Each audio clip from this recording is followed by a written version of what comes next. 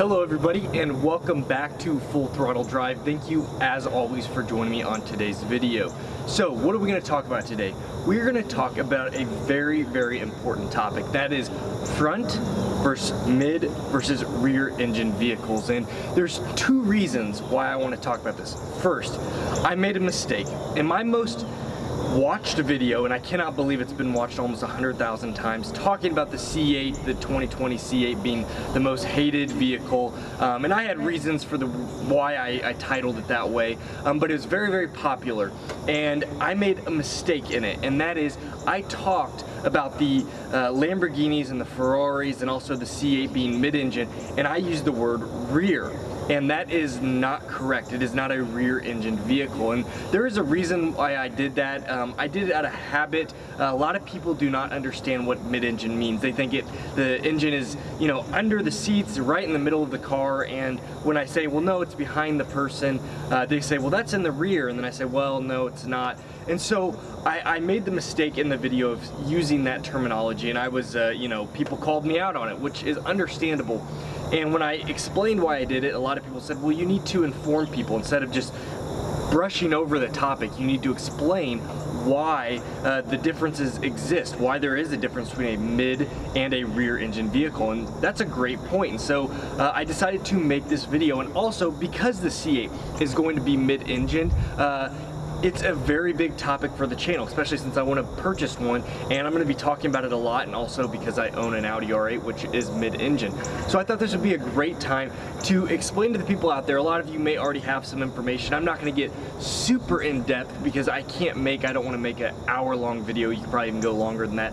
I want to make a nice, short, well-trimmed video about what the differences, the main differences are between the three different types of engine location and what the benefits and the cons are between all of them. So let's go ahead and jump right in. I have some examples for you, but we are going to start with the front engine, front wheel drive vehicle. So this is my 2006 Acura TL, and I absolutely love it. It is a great everyday driver. And the layout for the engine and the drivetrain is the most common you will see. And that is, the engine is located at the front, up here, and then it also is a front wheel drive vehicle. Now this combination is the most common because it is very easy to work on. The engine being at the front, you just pop the hood and you have almost everything readily available to you.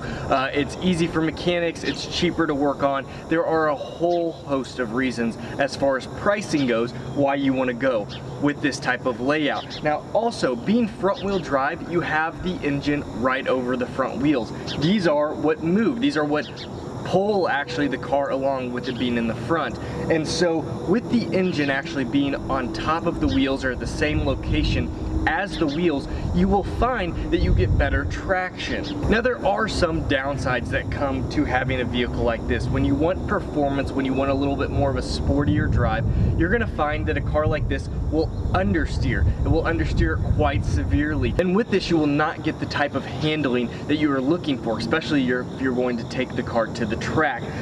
You will find that. But overall, this is the most common layout because, again, it's the easiest to work on, it's the cheapest to work on, and in all honesty, in most situations, it's the way you want to go, especially if you're driving in, you know, inclement weather. Other than an all-wheel drive system, which I'm really not going to get too much into this video on, you are going to probably want this for your everyday driver over a wheel-wheel drive vehicle unless you really want that sporty driving. But the next one we're going to talk about is actually the engine in the front, and again, the rear-wheel drive layout. Now this is my brother's 2013 Subaru VRZ, and I know he absolutely loves it, and now we're getting into a more sportier layout. The engine is still in the front, but the drivetrain pushes the power to the rear wheels, and again, that gives you that sportier handling. You have a car that is being propelled instead of technically pulled.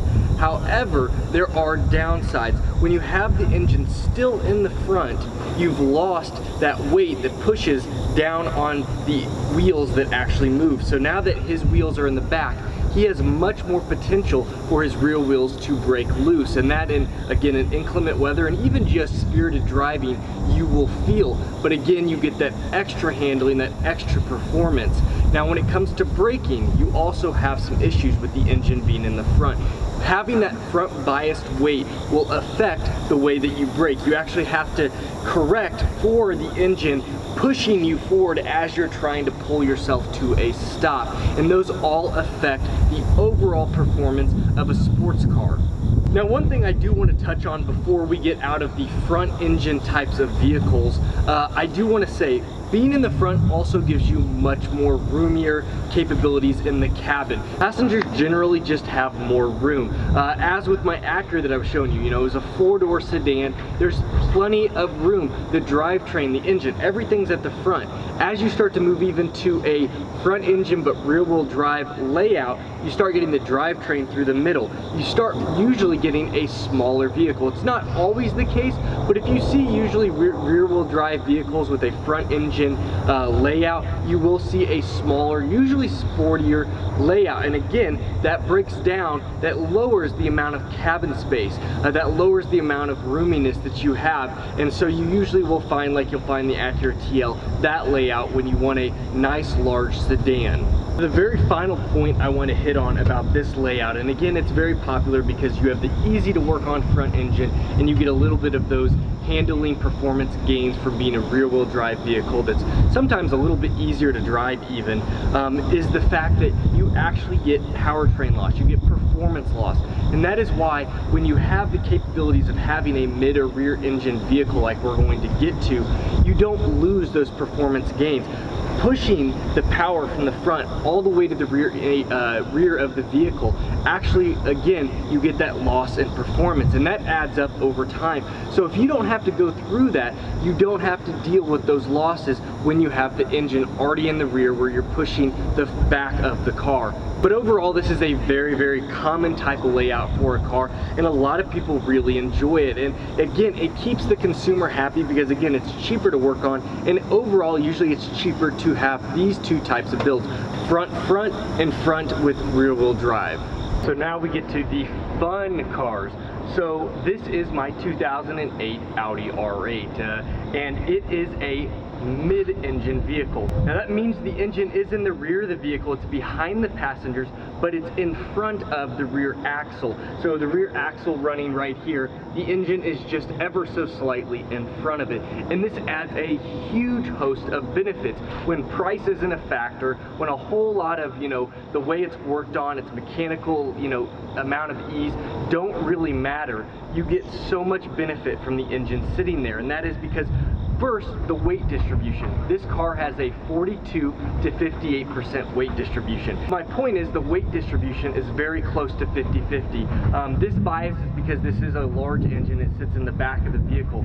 But again, most of the power is driven through the rear wheels. Now, this is an all-wheel drive vehicle that can push, 70-30, which means 70% to the back, 30% to the front, as much, I guess, up into that point. Whereas if you have a Ferrari 488 or a Ferrari 458, those are mid-engine vehicles that are rear-wheel drive. Then you have a Huracan just like this, this type of platform where it's all-wheel drive, but it is mid-engine. And again, you get those huge benefits from the car being very stable. Turning, its ability to turn, its handling is majorly improved. Now you don't have all of this also weight during braking and acceleration being flung at the front or the very far point of the car. And those performance gains are huge. And this is where I want to hit on the C8. This is why they are going mid-engine. They are already capable of acceleration times that are out of this world. They already have plenty of power. And the problem is they're at the tipping points with handling, and they're at the tipping points of what they can do with acceleration. How much grip they can get out of a very, very hefty engine. And so by going mid-engine, they're going to be able to put that center of gravity low and in the middle of the car and make a lot of power that gets a lot of grip and then improve the handling at the same time. They really are going to be a huge contender in the sports car slash exotic, we won't get into whether you think it's an exotic or not, space, but nonetheless it is going to be a huge, huge performer. And just like this Audi R8, the handling is phenomenal.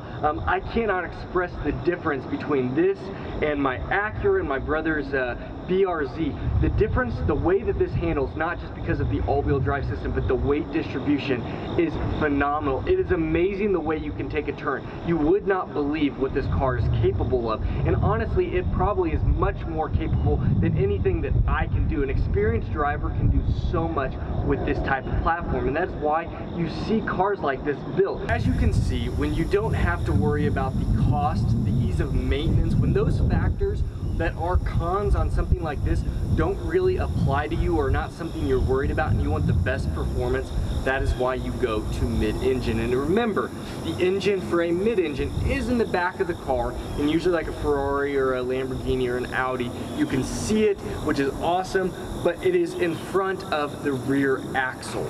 Now, unfortunately, I don't have a Porsche 911 or a Chevrolet Corvair or a DeLorean DMC-12, and those are all examples of a rear engine vehicle.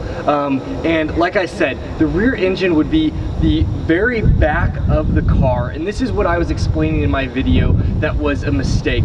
Cars that have a rear engine in them are actually, the engine is in the very far back past the rear axle. They sit very, very far back. So if you're familiar with a Porsche, which most of you probably are, you will know exactly what I'm talking about. And as you can see in some of these pictures, that gives it a very rear-weighted bias.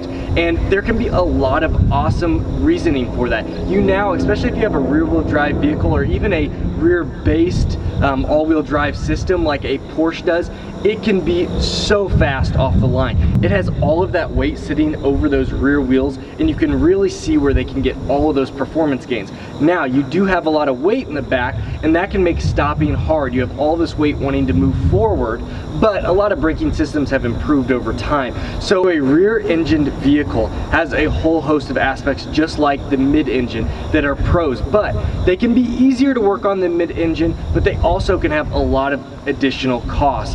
That is my explanation of when you have front, mid, and rear engine vehicles. And you know, I hope this helped at least explain the differences that we have. You can see now where the mid and rear engine vehicles have that sportier, more appeal for handling, but they're also more expensive. They're harder to work on, and they're just not as common as a front engine vehicle. But again, like I said, I hope this was all helpful. Hope you found anything interesting. If you did, please hit that like button. It would be much appreciated. And if you're not already a part of the channel, please hit that subscribe button. Again, we would love to have you in the family. As always, you guys take care, and we will see you next time.